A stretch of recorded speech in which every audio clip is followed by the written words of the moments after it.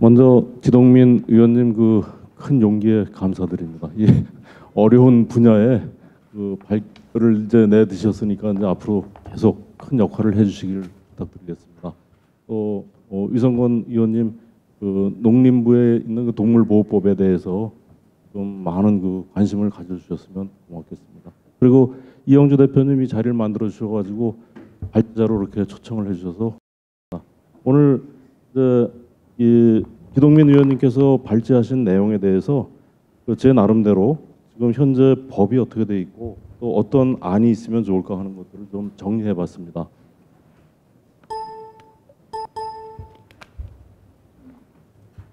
강아지한테 그 잘했다고 건포도도 던져주고 또 가끔 뭐 포도를 먹다가 포도를 주는 사람들도 있습니다. 근데 아주 강아지들이 좋아합니다. 포도를 주면은 잘 먹고. 근데 이제 이 개가 포도를 먹고서 독성이 있어서 신장에 병이 생겨가지고서 급성으로 병원에 찾아오는 예가 많이 있습니다. 그래서 그 연구자들이 과연 그게 포도 때문에 그런 건가? 아니면은 포도 속에 있는 농약 때문에 그런 건가? 이거 잘 모릅니다. 그래서 저희가 이 포도에 대한 이제 독성을 개한테 한번 해보려고 시도를 해봤습니다. 그 이유는 이 병원에 찾아온 개가 이 진짜 포도 때문에 독성을 나타낸 건지 아니면 다른 걸 먹고 동시에 포도를 먹고서 독성이 일어났는데 그게 포도라고 원인을 생각하면 치료하는데 굉장히 문제가 됩니다. 그래서 그 원인이 진짜 포도가 가능한가?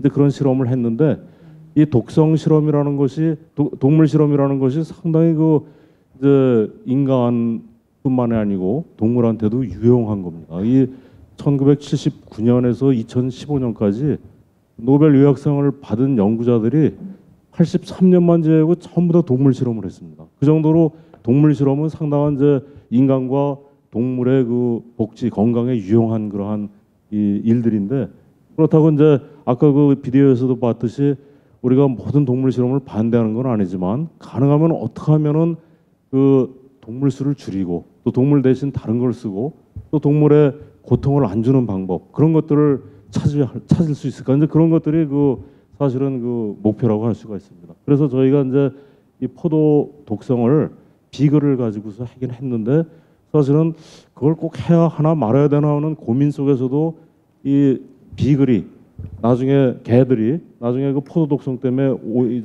독성에 오인이 생길까봐 실험을 이제 수행을 했는데 포도를 여태까지 독성이 있다고 보고한 최고 용량을 먹였는데도 4마리가 전부 다 살았습니다. 자, 그럼 이제 이 포도만 먹은 비글을 과연 어떻게 할 것인가? 그 동물보호법에 보면은 그 동물 실험이 끝나고 난 다음에는 고통 없이 안락사를 시켜야 된다 그렇게 돼 있는데 그러면 안락사를 시킬 것인가? 아니면은 어떻게 할 것인가? 참 고민을 하다가 저희가 그때 그 4년 전 얘긴데 이 공고를 냈습니다. 비글을 분양을 받을 분이 있으면은 분양을 해주겠다. 다만 우리가 이제 그거에 대한 추적을 해서 건강하게 사는지는 계속 추적을 하겠다. 이제 그런 단서 조건을 내고서는 비글을 분양을 했습니다. 그래서 그 4마리가 전부 다 이제 분양이 됐는데, 근데 그때 분양을 하면서 좀 여러 가지 생각을 했는데, 이 우선 법적으로 그 동물 실험이 끝난 다음에 이러한 그 규정이 있습니다.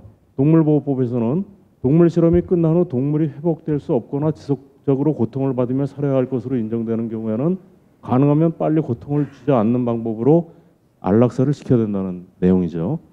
근데 이제 실험 후에 정상적인 상태를 보이는 동물에 대해서는 특별한 처리 규정이 없습니다.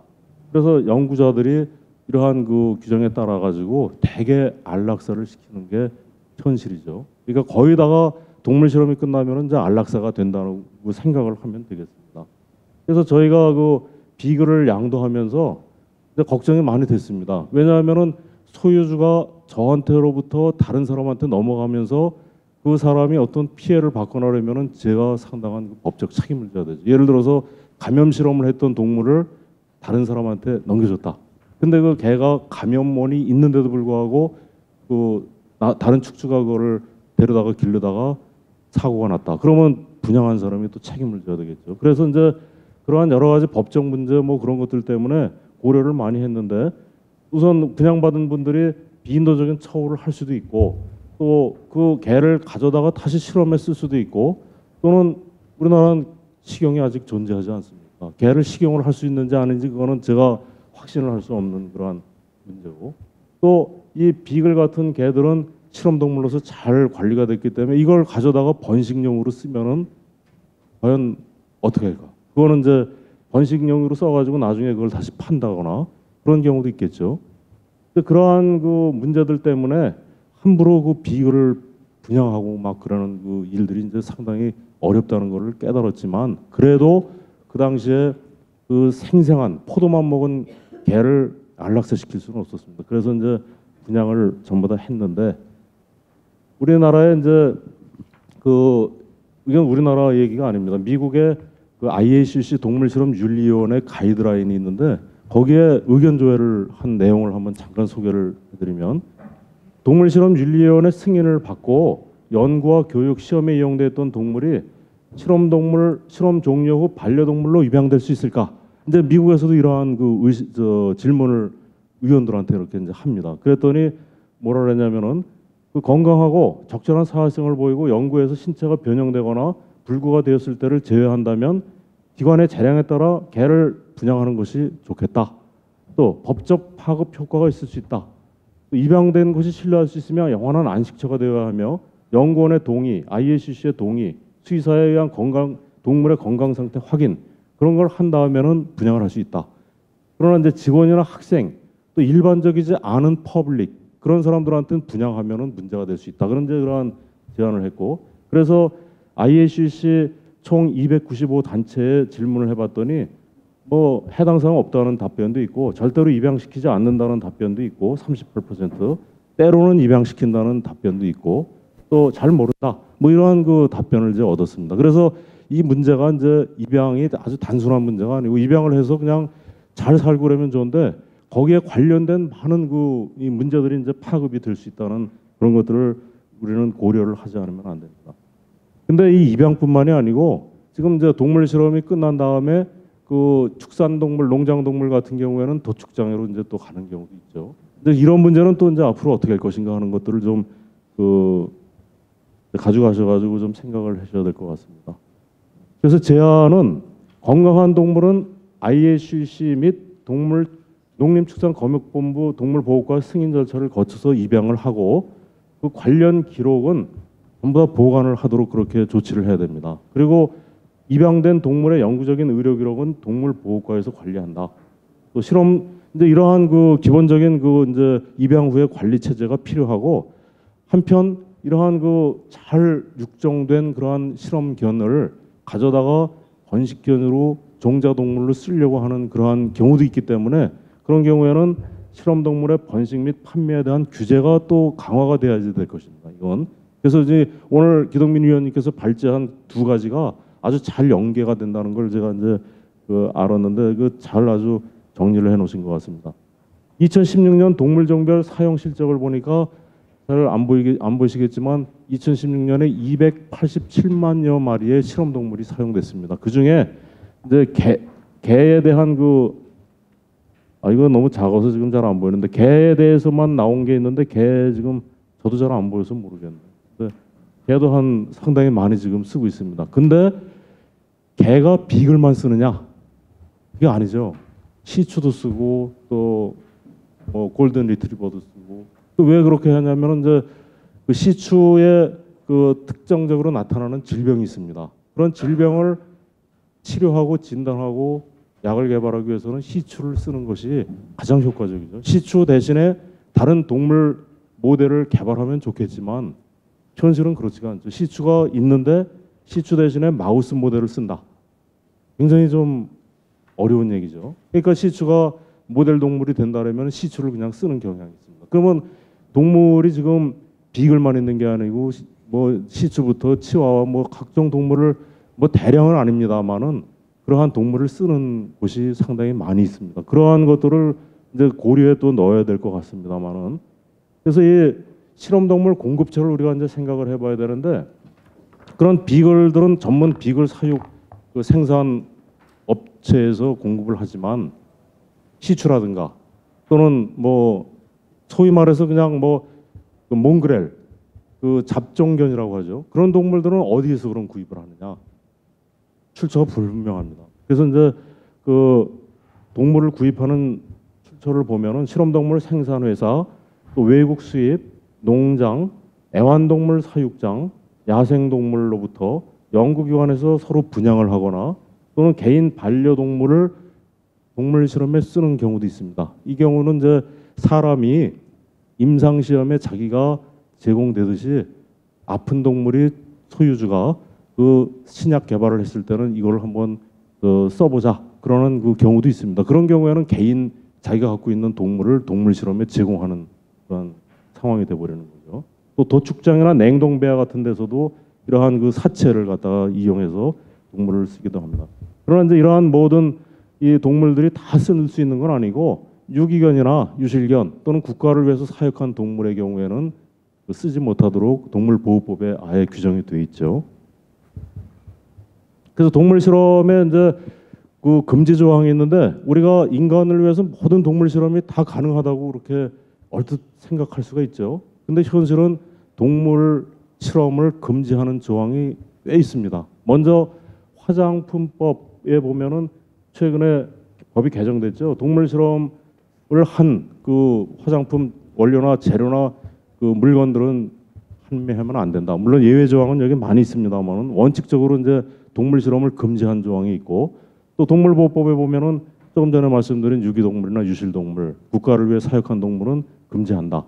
또 생명윤리 및 안전에 관한 법률에 보면은 동물의 배아나 또 인간의 배아를 섞는 행위를 금지를 시켜놨고 또 동물의 그 엠브리오를 사람의 자궁에다가 착상시키는 것도 금지해놨고 이제 그러한 그 금지 조항이 분명히 동물 실험에는 제한 조건이 있다는 것을 우리가 알 수가 있는 거죠. 그런데 그 우리가 그 만약에 시추나 뭐 그러한 동물을 이제 구입할 때 그냥 어디서 구입할까? 일반 애완견 판매소에서 그거를 구입해 가지고서 쓰면은 어떨까? 법적 규제는 없는가? 먼저 그런 생각들을 막 하게 될 수도 있는데 원칙은 이렇습니다. 합법적인 수단을 통해서 동물이 취득이 돼야 된다. 그다음에 동물 실험에 적합한 종류를 해야 된다. 그다음에 적절한 수 그리고 최소한 수가 되도록 설계를 해야 된다. 실험엔 이러한 그 원칙을 가지고 동물 실험을 하는데 그 우리나라 이제 법적인 그 근거를 보면은 그 실험동물 공급자는 식약처에 등록을 하도록 실험동물에 관한 법률에 그 명시가 되어 있습니다. 그래서 실험동물에 관한 법률 제12조에 보면은 뭐 대통령령으로 정하는 실험동물의 생산, 수입 또는 판매를 업으로 하고자 하는 자는 등록해야 된다. 그렇게 됐고, 근데 이제 동물보호법에는 이제 어떻게 돼 있냐면 동물보호법에는 그러면 동물 판매하는 사람들이 등록을 하게 돼 있나요? 그래서 이런 법이 있습니다. 반려동물의 공급에 대한 규정은 있습니다. 집에서 기르는 개나 고양이나 그러한 동물, 반려동물을 그 판매하고자 하는 사람들은 농림부에 등록을 해야 됩니다. 반려동물에 이러한 규정이 있는 거죠. 반려동물의 공급에 대한 규정은 있는데 실험동물이나 전시동물 공급에 대한 규정은 농림부 법에 없습니다. 그다음에 이제 이 미국의 실험동물 규정이 있는데 거기에는 연구 목적으로 조류, 마우스, 래트를 제외한 한홍동물을 공급하는 동물 판매는 면허를 취득해야 된다. 이웃나라 미국에서는 이런 식으로 돼 있습니다. 그 동물 그 개나 뭐 그러한 동물을 갖다가 실험용으로 또는 전시용으로 그렇게 그 판매를 할 때는 라이센스가 있는 사람이 판매를 하도록 그렇게 돼 있고 여기에는 조류와 마우스와 래트는 제외돼 있습니다. 미국 농림부 법에는 마우스, 래트, 조류는 제외돼 있습니다. 그래서 개나 뭐 이제 그런 동물은 허가를 받은 사람이 판매를 하도록 돼 있죠. 그러면 이제 이러한 질문을 할 수가 있습니다. 반려동물 생산처나 판매처에서 구입한 개를 실험동물로 이용하는데 법적인 문제는 없는가?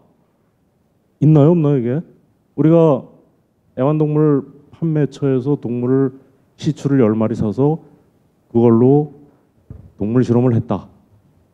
위배되나요, 법에? 어떨까요? 실험동물에 관한 법률에 보면 이제 이런 내용이 있습니다. 실험동물의 사용 등 동물 실험 시설에서 대통령령으로 정하는 실험 동물을 사용하는 경우에는 뭐 우수 실험 동물 생산 시설에서 또는 동물 실험 시설이나 우수 실험 동물 생산 시설에서 생산된 실험 동물을 우선적으로 사용하도록 노력하여야 한다. 그냥 노력하여야 한다고 해놨지 그거를 강제 조항이 아무것도 없습니다. 그래서 우리는 그냥 애완동물 판매처에서 동물 사다가 그냥 실험해도 아무 문제 없습니다. 법적으로. 윤리적으로 이제 문제가 이제 되겠죠. 근데 윤리와 법은 또 틀린 거 아닙니까? 일단 뭐 연구, 과학 그런데 많은 그 목적이 있고 그렇다 하면은 어느 정도의 윤리는 또 이렇게 막 넘고 갈 수 있는 그런 분위기가 돼 있는 게 아닙니까? 그래서 그러면 이제 동물보호법에는 이러한 그 실험 동물에 관한 동물 실험에 사용에 관한 법이 아예 없고요. 그렇다면 그 윤리를 우리는 한번 생각을 해봐야 될 것 같습니다. 진짜 그 연구 목적이 더 중요한가? 저런 윤리보다 이제 그런 걸 한번 생각해봐야 되겠는데 그 법은 물론 허용이 된다고 하지만 이러한 그 애완동물 가게에서 동물 사다가 동물 실험을 하는 게 맞는 것인가? 저는 바람직하지 않다고 일단 생각을 합니다. 그거는 이제 왜 그러냐 하면은 애완동물은 애완동물 나름대로의 인간과 교감을 갖도록 그렇게 처음부터 길러지고 그런 동물을 갑자기 데려다가 잔인한 독성 실험을 합니다. 그 개들이 그 감정이 없습니까? 개들도 다 감각과 감정이 있는 동물인데 그러한 그 처우가 반려동물에서 갑자기 실험동물로 변환되는 그러한 그 갭을 갖다가 우리는 인도적으로 그거를 생각해주지 않으면 안 된다. 그런 것들을 생각 안 해주는 게 바로 잔인한 거 아닙니까? 그래서 이제 그러한 그 이 반려동물 생산처나 판매처에서 그런 것들을 막 구입해서 하는 건 바람직하지 않다고 보고 실험동물 생산과 반려동물 생산 허가는 물론 이제 별도로 이렇게 하는 게 바람직할 것 같습니다. 그리고 어류나 희귀 설치류 혹은 토끼, 특정 조류나 파충류 그런 그 일반적인 이 상업 실험동물을 그 리소스에서 구입할 수 없는 동물들은 할 수 없이 구입할 수도 있는 경우는 있을 겁니다 아마. 그다음에 반려동물 생산처나 판매처에서 동물을 구입하면 동물 학대의 잠재성이 있을 거고 또 퍼블릭의 비난을 받을 가능성이 충분히 있습니다. 그래서 이제 그러한 주의를 기울여야 된다. 그다음에 과학적으로는 그러한 그 제대로 관리되지 못한 실험동물 리소스에서 구입을 했을 때는 어떤 질병이 있는지 어떠한 유전적 백그라운드가 있는지 잘 알 수가 없는 거죠. 그런 그 비과학적인 그런 문제들도 있기 때문에 동물 실험에 제공하기에는 좀 어렵다는 생각을 하고 있습니다. 그러면 이제 이웃 나라 미국의 법은 어떤가 한번 잠깐 좀 살펴보겠습니다. 뭐 미국 법을 따라가자는 얘기는 아니고 이제 미국도 상당히 고민을 하면서 이러한 법들을 만들었을 테니까 보겠습니다. 미국의 동물보호법입니다. 미국 동물보호법. 그래서 미국 동물보호법에 그 조항들이 이렇게 많이 있습니다. 우리나라에 법이 있고 그다음에 대통령령이 있고 그다음에 규정이 있고 그런 식으로 여기도 액트가 있고 레귤레이션이 있고 뭐 그렇게 이제 하위법들이 이렇게 있는데 이 상위법이죠. 액트. 액트에 보면은 여러 가지가 있는데 그 중에 딜러의 라이센스, 그 이제 전시자나 동물 판매자의 그 허가가 있고 또 이제 여기 보면 연구시설의 등록도 있고 또 개나 고양이나 그런 것들을 연구시설에서 살 때 어떠한 그 제한이 있는가 그런 내용도 있습니다. 그래서 이 미국 동물보호법에는 이제 동물 그 구입에 대한 확실한 그러한 그 규정이 이제 있다는 걸 알 수가 있는데 그 미국 동물보호법의 그 근간을 이루는 목표는 이렇게 명시가 되어 있습니다. 먼저 그 미국의 동물보호법이라는 거는 뭘 의도를 하냐면은 연구시설이나 또는 전시 또는 애완동물이 인도적인 관리와 처치를 받도록 하는 겁니다. 여기에 지금 애완동물만 포함된 게 아니고 미국 동물보호법에는 실험동물 시설 또는 전시동물까지 전부 다 이렇게 포함을 시켜놨습니다. 그 다음에 이제 그 동물들이 운송을 하거나 뭐 운송 중이거나 그럴 때 인도적인 그 처치를 받도록 그렇게 이제 규정을 해놓고 있습니다. 그래서 여기서 말하는 딜러라는 건 뭐냐? 딜러라는 거는 상업 목적으로 동물을 사고 팔고 운송하고 뭐 그러는 그 사람들을 딜러라고 하고 여기에 이제 그 동물이라 하면은 여기에 죽은 동물, 살아있는 뭐 동물, 그런데 연구에 사용되거나 교육에 사용되거나 전시에 사용되거나 애완동물로 사용되는 그러한 동물들을 여기서 말하는 대상 동물로 정하고 있습니다. 그럼 여기서 미국 동물보호법에서 말하는 애니멀이라는 건 뭐냐? 애니멀은 여기에 그 뭐 많은 동물들이 나열되어 있습니다. 개, 고양이, 원숭이, 기니픽, 햄스터, 토끼 뭐 그러한 그 항원 동물인데 그런 것들이 연구에 또는 시험에 또는 실험에 또는 전시에 또는 애완동물로 사용되는 동물들을 여기에서 동물보호법에서 동물이라고 정의를 하고 있습니다. 그런데 여기에서 조류와 레트하고 마우스는 제외를 시켜놨습니다. 미국 동물보호법에서는.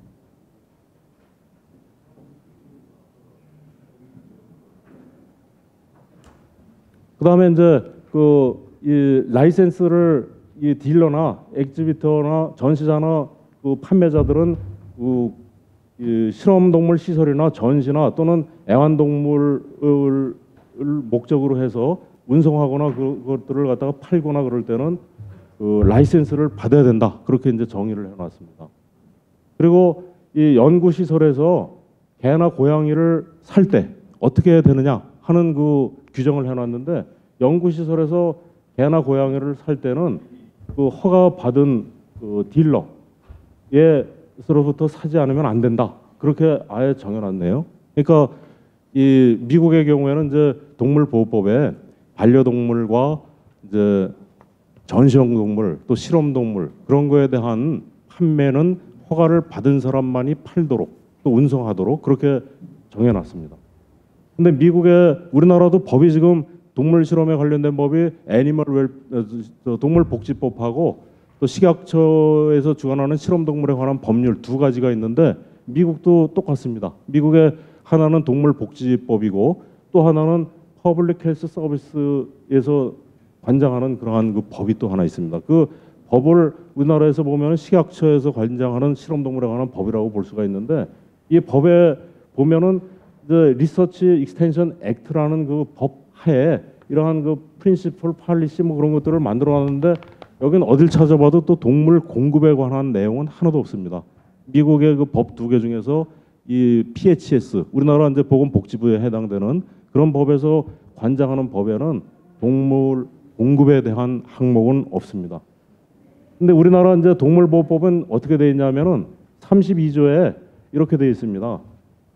농림축산식품부령으로 정하는 개, 고양이, 토끼 등 가정에서 반려의 목적으로 기르는 동물과 관련된 다음 각호의 영업을 하는 자는 그 기준에 맞도록 해야 된다. 그래서 동물 판매업, 뭐 유통업, 동물 생산업, 전시업 이런 일을 하시는 분들은 이제 앞으로 이제 허가를 받아야 되는 거죠. 이게 그러나 이제 여기는 반려의 목적으로만 이렇게 써 있습니다. 반려의 목적. 그래서 그 법에 따른 시행 규칙을 보면은 그 동물이라는 건 뭐냐? 그랬더니 그 동물이라는 거는 집에서 반려 목적으로 기르는 데인데 개, 고양이, 토끼, 페렛, 기니픽, 햄스터 이렇게 말한다. 여기에 레트하고 마우스는 여기서 빼앗져 있네요. 그러니까 동물보호법에 레트하고 마우스는 여기서도 뺐습니다. 우리나라 법에서도.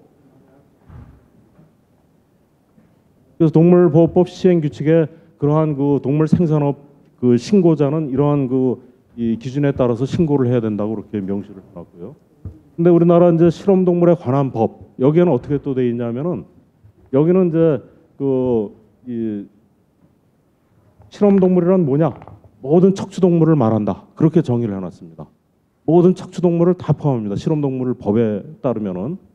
그래서 실험동물에 관한 법에 제4장 실험동물의 공급 등 그래서 12조에 실험동물 공급자의 등록을 보면은 동물 생산을 하는 사람들은 식약처에 등록을 해야 된다. 근데 일반 실험동물 공급처가 있고 우수 실험동물 뭐 공급처가 있는데 그 차이는 뭐 수의사가 있느냐 없느냐 또 몇 가지 항목입니다. 근데 그러한 것들로 등록을 하게 돼 있는데 여기에 모든 동물들을 실험동물로 사용되는 걸 다 등록해야 된다. 그러면 이제 돼지부터 지금 동물 실험에 사용되는 거는 돼지, 뭐 닭, 개도 비글만 하는 게 아니고 시추부터 많은 그 종류가 있을 텐데 그걸 여기서 다 지금 관장을 해야 됩니다. 식약처의 이 동물 실험동물에 관한 법률에서. 그래서 제가 제안드리는 건 이제 이렇습니다. 동물보호법에 그 38조에 이 반려를 목적으로 하는 동물을 생산하거나 판매하거나 그런 사람들은 허가를 받아야 된다. 그런 항목에 실험과 전시를 같이 놓으면 합니다. 그러니까 실험을 목적으로 또는 전시를 목적으로 또는 반려를 목적으로 하는 이러한 동물을 생산 및 판매하는 자는 허가를 받고 영업을 시작한다. 미국이 이렇게 지금 돼 있죠. 그다음에 실험 동물에 관한 법률은 그 동물을 척추 동물 전체를 할 게 아니고 여기서 제외된 마우스와 래트로 한정시키거나 아니면은 이 동물 공급에 대한 항목을 식약처에서 동물에 대한 관리나 그런 것들을 다 하기는 좀 힘든 면이 아마 있다고 저는 생각합니다. 의약품 개발이나 그런 데서 사용자로서는 식약처가 역할을 하지만 그러나 생산자로서 관리를 한다는 건 무리가 있지 않나 이제 그런 생각을 할 수가 있고요.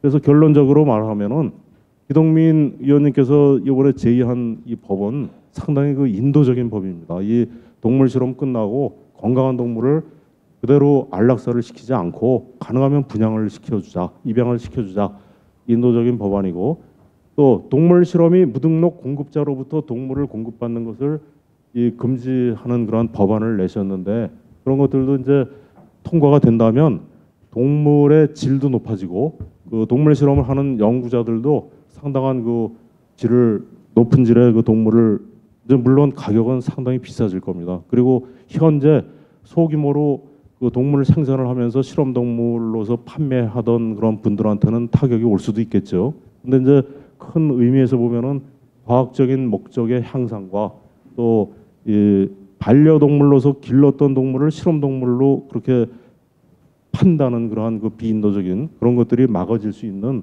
이것도 상당히 좋은 법이라고 생각을 합니다. 그다음에 실험 동물은 철저한 과학적인 토대 위에서 번식되어야 하고 또한 고통을 최대로 줄일 수 있는 인도적인 처치를 받아야 할 것이다. 그러기 위해서는 실험 동물 공급자를 현재 등록제가 아닌 허가제로 바꿔가지고 출처가 불분명한 거 그런 것들은 실험 동물에 제공하지 못하도록 해야 할 것이다. 그래서 실험 동물 법에서는 실험 동물 생산 시설에서 생산된 마우스와 래트를 사용하도록 규정을 해야 된다. 이게 그냥 그 노력해야 된다가 아니고 꼭 저렇게 해야 된다 그렇게 좀 고쳐야 됩니다. 이거는 그냥 아무 데서나 사도 되지만 그냥 좋은 데서 생산한 걸 쓰도록 노력해야 된다. 그 정도는 안 되죠. 그래서 꼭 사용하도록 권장을 해야 되고 그다음에 동물보호법에서는 반려외의 실험 전시를 목적으로 개, 고양이, 사람을 제외한 영장류 등의 동물을 생산하는 경우 허가를 받도록 개정하는 것이 필요하다. 그래서 지금 현재는 반려를 목적으로만 하고 있지만 그러나 실험이나 전시를 목적으로 생산하는 그 생산자도 허가를 받도록 하는 것이 필요하지 않을까 그런 생각을 했습니다. 그래서 제 발표는 여기까지 마치겠습니다. 감사합니다.